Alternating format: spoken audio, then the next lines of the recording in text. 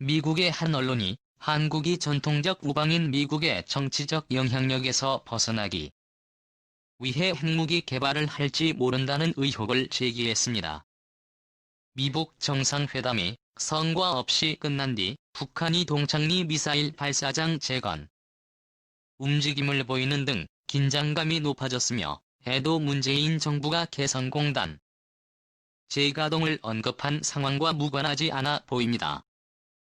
미 외교 안보 전문지 내셔널 인터레스트는 지난 9일 한국 잠수함이 핵으로 가려고 하나라는 제목으로 한국의 잠수함 전력과 탄도 순항 미사일 전력을 분석한 기사를 내놨습니다. 이 매체는 한국이 핵추진 잠수함을 건조 또는 구매할 것으로 전망했을 아니라 잠수함 발사 탄도 미사일 플랫폼에 활용하기 위해 핵 확산 금지 조약을 어기고 핵 탄도미사일 도개발할지 모른다는 의혹을 제기했습니다. 내셔널 인터레스트는 한국의 차세대 잠수함 건조 계획을 소개하며 이 계획은 한국이 전통적 우방인 미국의 영향권에서 독립할 수 있는 기초 작업을 하는 것이라고 평가했습니다. 이 매체는 지난해 9월 경남 거제 대우조선해양 옥포조선소에서 진수식을 가진 국산 3,000톤급 잠수함인 도산 안창호함에 장착된 수직 발사관에 특히 주목했습니다. 지난해 진수한 안창호 하면은 1,100파운드 탄두를 탑재한 지대공 순환 미사일을 발사할 수 있는 VLS-6개만 장착됐습니다. 그러나 이 매체는 우리 군 관계자가 2016년 향후 KES-S3 잠수함이 대기권 밖을 통과하는 SLBM을 발사할 수 있을 것이라고 밝혔다는 사실을 보탰습니다. 미국 토마호크 같은 순항 미사일은 보통 탄두가 작은 전술 무기지만 탄도 미사일은 탄두 중량이 큰 장거리 전략무기로 분류됩니다. 이 같은 정황에 대해 한국 정부가 SLBMS를 목표로 하는 이유는 불분명하다고 내셔널 인터레스트는 평가했습니다. 재래식 탄두만으로는 SLBM을 운용할 가치가 없다는 분석입니다.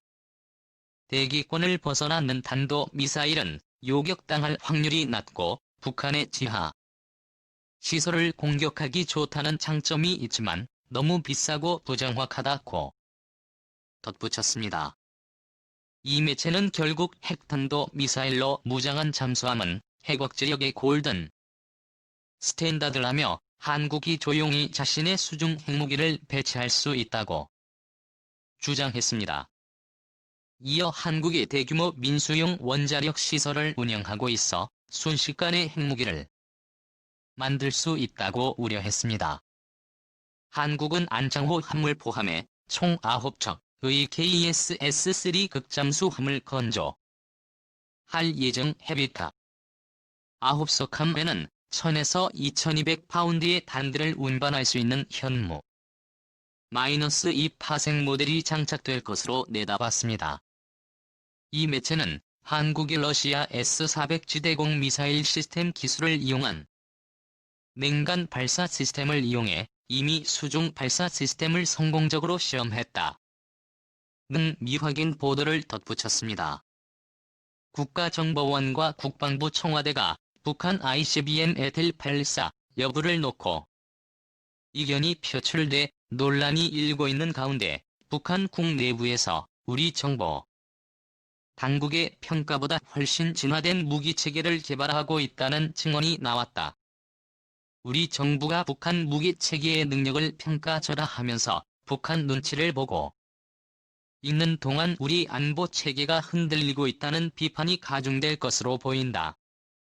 북한군 무기 개발 상황에 정통한 내부 소식통은 데일리 NK의 지난달 2일 쏘아올린 수중 전략 탄도탄 북특성 3형은 사거리가 최소 2,200km에서 최대 4,000km까지 가능하도록 설계됐다며 고체 열량 조절에 따라 사거리 조절이 가능하다고 밝혔다.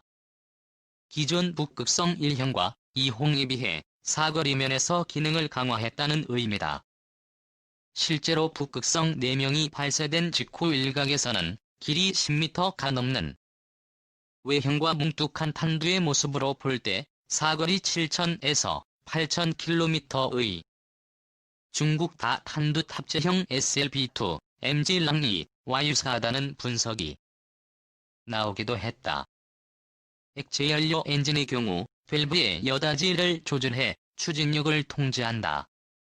그러나 고체 연료의 경우 추진력을 조절하기가 쉽지 않은 것으로 알려져 있다. 북한이 처음으로 액체연료에서 고체연료 방식을 도입한 북극성 1형의 경우 연료량 조절에 따른 추진력 조절이 기술이 없었으나 이번에 발사한 북극성 3형은 고체 연료를 사용함에도 불구하고 추진력 조절이 가능하다는 게 소식통의 설명이다. 더욱이 고체 연료 미사일은 연료 주입의 일정 시간이 걸리는 액체 연료 미사일과는 달리 즉시 기습 발사가 가능해 사전 탐지가 어려운 만큼 더 위협적인 것으로 평가된다. 그러나 국방부의 분석은 달랐다. 하태경 바른미래당 의원이 요구한 자료에 따르면 국방부는 북극성 3형 최대 사거리는 약 2,000km로 추정된다며 고체 추진 미사일의 경우 연료량을 조절해 주입할 수 없고 따라서 최대 사거리 변화도 없다고 했다. 이와 관련해 신인균 자주국방네트워크 대표는 고체 연료 양을 조절해 최대 사거리를 조절하는 것이 당연하다며 최대 사거리 조절이 안 되는 미사일은 있을 수 없다고 밝혔다.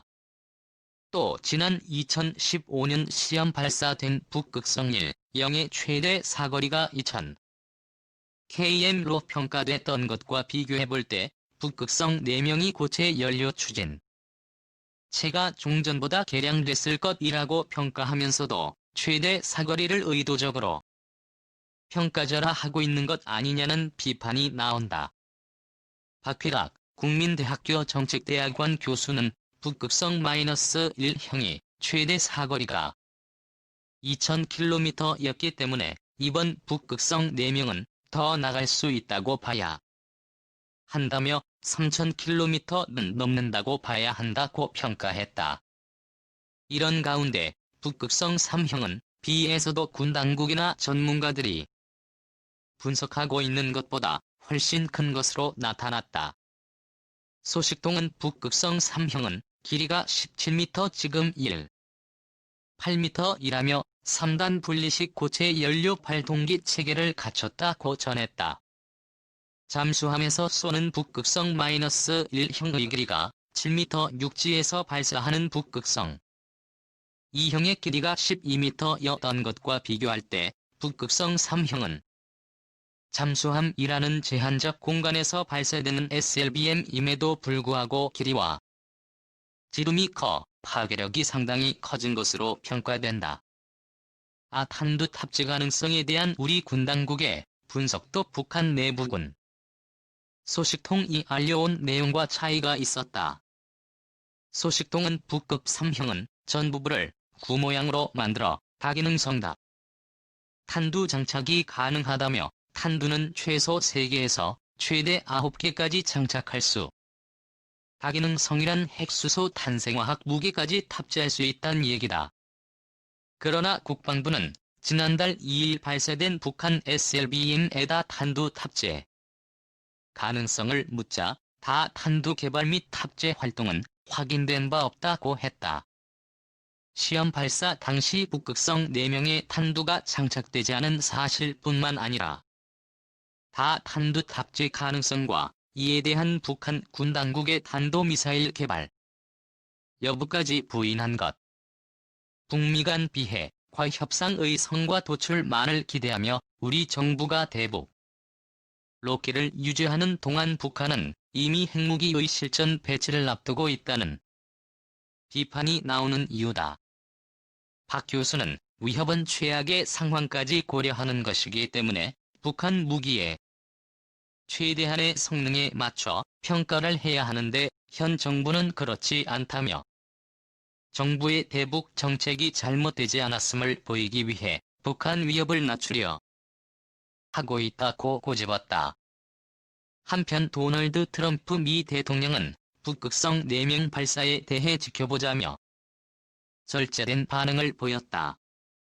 이는 당시 스웨덴 스톡홀름에서 이루어진 북미 비핵화 실무 협상을 앞두고 판을 깨지 않기 위한 의도로 평가됐다. 하지만 미국 외교가에서는 북한의 군사 도발이 이미 트럼프 행정부의 레드 라인을 침범하고 있다는 지적도 나온다. 실제로 소식통은 잠수함과 수중간 전략 탄도탄 틀의 배치는 모두 밀람, 세주 적중 미국을 겨냥한 것이라며 남조선과 일부는 이미 여러 무기 체계로 사정권 안에 두고 있다고 말했다. 그러면서 그는 신형 잠수함 진수와 수중 탄도탄 틀의 탑재나 시험의 최종 상대는 미국이라며 조선 작전 수역을 벗어나 미국의 괌과 서부 연안을 타격하는 데 전략적 목표가 있다고 밝혔다. 다만 다음 단계인 북극성 4형도 완성형 모델은 아니라고 한다. 북극성 5형을 최종 목표인 핵추진 잠수함 탑재형으로 계획 개발을 세웠다는 것이 소식통의 전언이다. 때문에 핵추진 잠수함에 탑재하는 완성형이 개발되기까지는 수년이 더 걸릴 것으로 예상된다. 이런 가운데 김정은 북한 국무위원장은 핵추진 잠수함의 완성 기한을 세운 것으로 알려졌다. 소식통은 조선은 2009년 10월부터 핵무기가 탑재 가능한 핵추진 잠수함에 필요한 해외 부분들을 수입해왔다며 2022년까지 핵무기 탑재 핵추진 잠수함을 완성하겠다는 것이 위의 계획이라고 밝혔다.